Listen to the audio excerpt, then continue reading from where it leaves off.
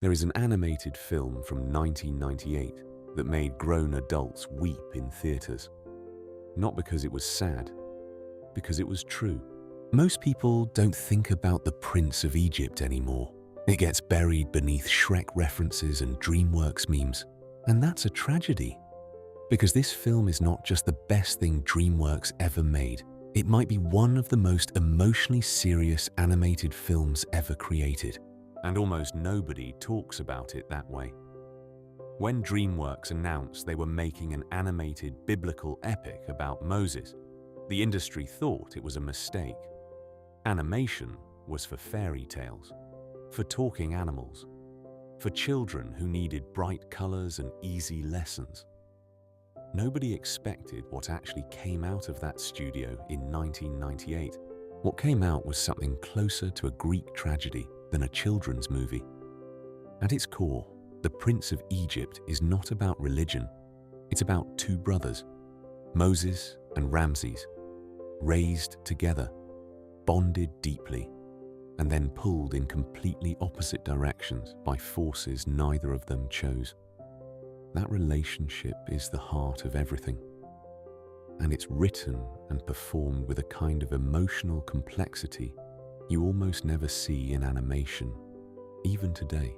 Think about what this story actually asks of you. Moses doesn't want to be a prophet. He wants his brother back. Ramses doesn't want to be a villain. He wants to be a worthy son. Both of them are trapped.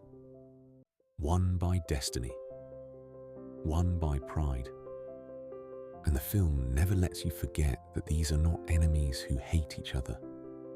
They are brothers who love each other and cannot find a way through. That is not a children's story. That is a human story. The themes running through this film are mature in a way that's almost startling. Identity.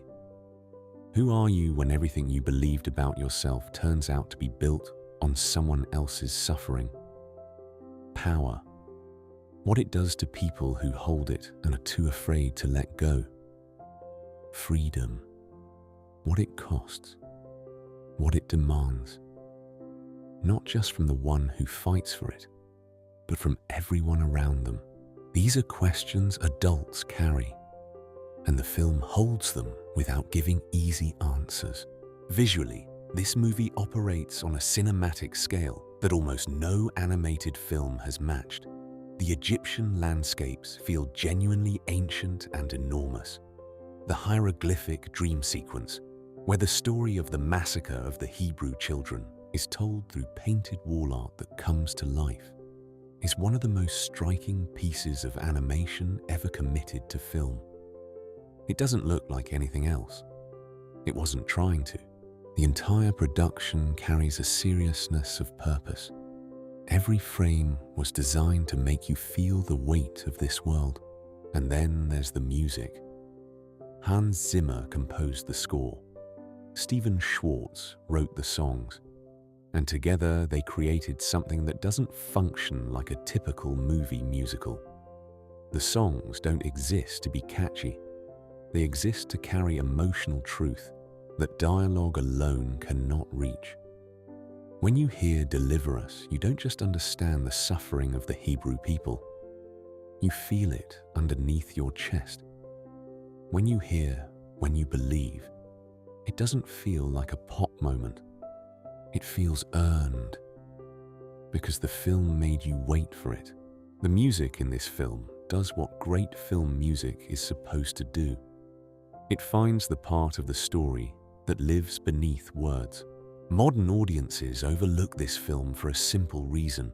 It doesn't fit the category they put animation in. It's not ironic. It's not self-aware. It doesn't wink at the audience. It asks you to take it seriously.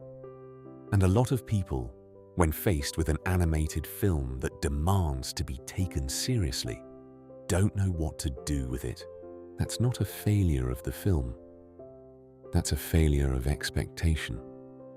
There is a moment near the end of this film, no spoilers, where two characters look at each other across an impossible distance, and everything that was between them, all the love and the loss and the years that cannot be recovered passes in complete silence. No music, no dialogue, just two faces, and it destroys you. That is what this film is capable of. That is why it deserves more than nostalgia. Some stories don't just entertain you, they remind you what it feels like to be caught between who you are and who you were supposed to be. And they leave you carrying that feeling long after the screen goes dark.